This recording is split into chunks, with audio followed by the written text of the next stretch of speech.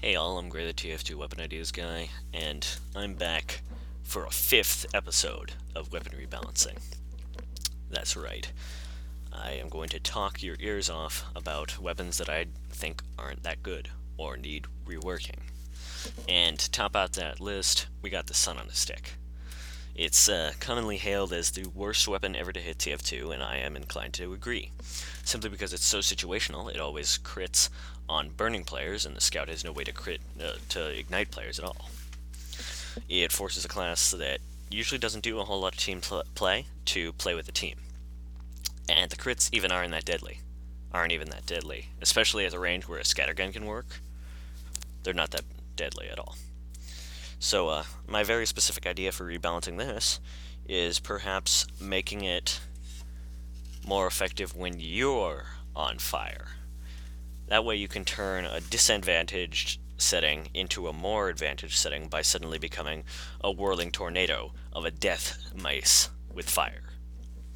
It would still be situational, I do admit that, but it's better than what we have now, and I think it could really make it kind of interesting. You might not even need a downside, simply because if you're on fire, that's already going to be a downside. You might. Stats are to be worked out in the future. Moving on, Shahanshah. It's not that this weapon is bad. It's just that it's so unnoticeable. You don't even see it. It's just that one guy who never talks, kind of sits in the back of the class, never really does anything. That's the Shahanshah. And the way I think could be used to fix this would be move the damage penalty and bonus up a little, up to 50% if you're feeling adventurous.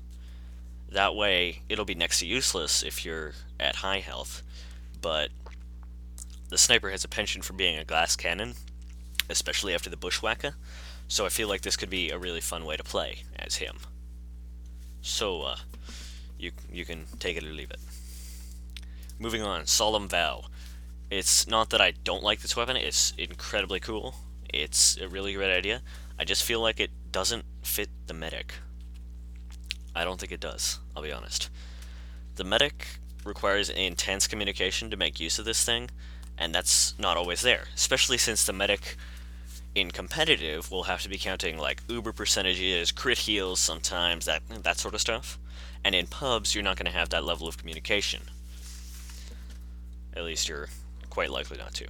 And I feel like it could work better as a weapon for someone else who could actually make use of that information. The prime candidate would be the scout, maybe the soldier, definitely classes that like to finish off weakened enemies and can therefore work better on their own. I think it could be very effective in their hands. That's just a little bit of an idea. Finally, Ubersaw. This one, it needs a bigger downside, frankly. My thought is no random critical hits. That is both a downside and an upside in this one's case, because you can get more uber charge. Sometimes you just need that 75% more uber charge and you get a crit, and it's only 25%, but they're dead. So, if the Ubersaw had no random critical hits, it would actually be quite a lot less effective in combat than the Bone Saw.